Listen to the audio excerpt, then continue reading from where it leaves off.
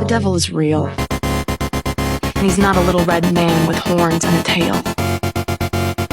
He can be beautiful. The impact of social media is undeniably harmful.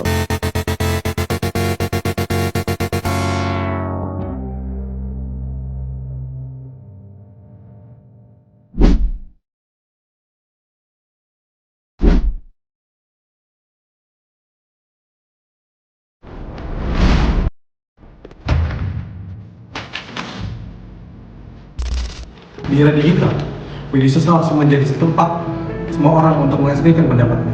Namun, tidak jarang kita melihat komentar pedas, panas, dan bahkan misinformasi yang membuat kita satu sama lain menjadi terganggu. Yuk, kita diskusi lebih dalam mengenai medsos yang berkaitan dengan nilai-nilai Pancasila.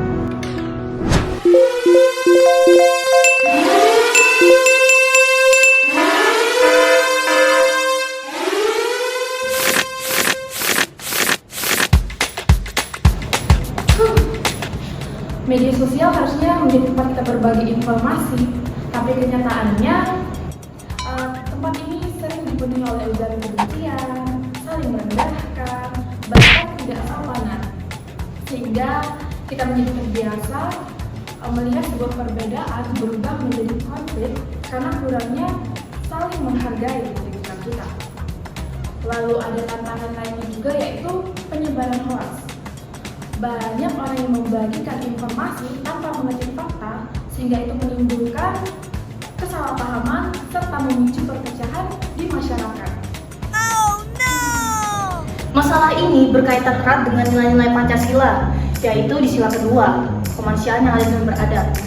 Dalam bermedia sosial, kita harusnya menjaga dan menghargai orang lain, bukannya malah menyebarkan komentar negatif atau bahkan merendahkan. Karena ya hal itu justru menunjukkan bahwa kita belum menerapkan nilai-nilai kemanusiaan dan juga empati. Lalu ada sila ketiga, persatuan Indonesia.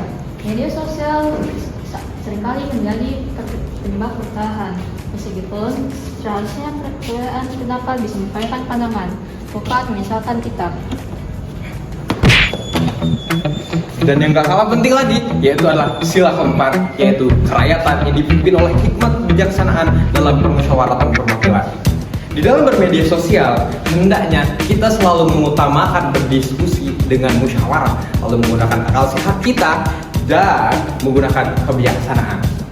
Karena ketika kita berbicara dengan tenang, itu jauh lebih baik daripada menyerang secara personal dan emosional. Lalu apa solusinya? Solusi dari tantangan ini sebenarnya sederhana dan dapat dilakukan dari diri kita sendiri.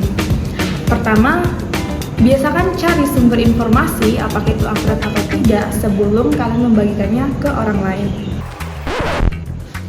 Kedua, gunakan bahasa yang sopan walaupun kita memiliki perbedaan pendapat. Ingat, perbedaan bukan berarti kita harus saling bermusuhan. Ketiga, manfaatkan media sosial sebagai sarana untuk menyebarkan kebaikan, bagikan tanggapan yang produktif, informasi yang positif, dan tunjukkan sikap yang bisa dijadikan contoh untuk pengguna lainnya.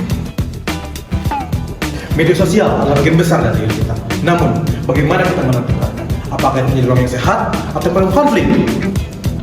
Dan dengan kita menerapkan nilai-nilai Pancasila dalam kehidupan sehari-hari kita, maka kita akan menciptakan lingkungan online yang lebih damai, saling menghargai, dan penuh dengan empati.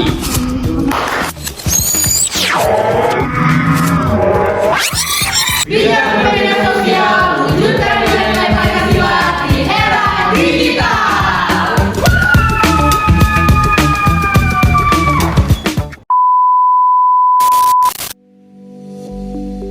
Kebebasan untuk berekspresi di sosial media harus berlandaskan dengan tanggung jawab, dan dengan mengamalkan nilai-nilai Pancasila, kita tidak hanya menjaga etika digital, tetapi menjaga keutuhan bangsa.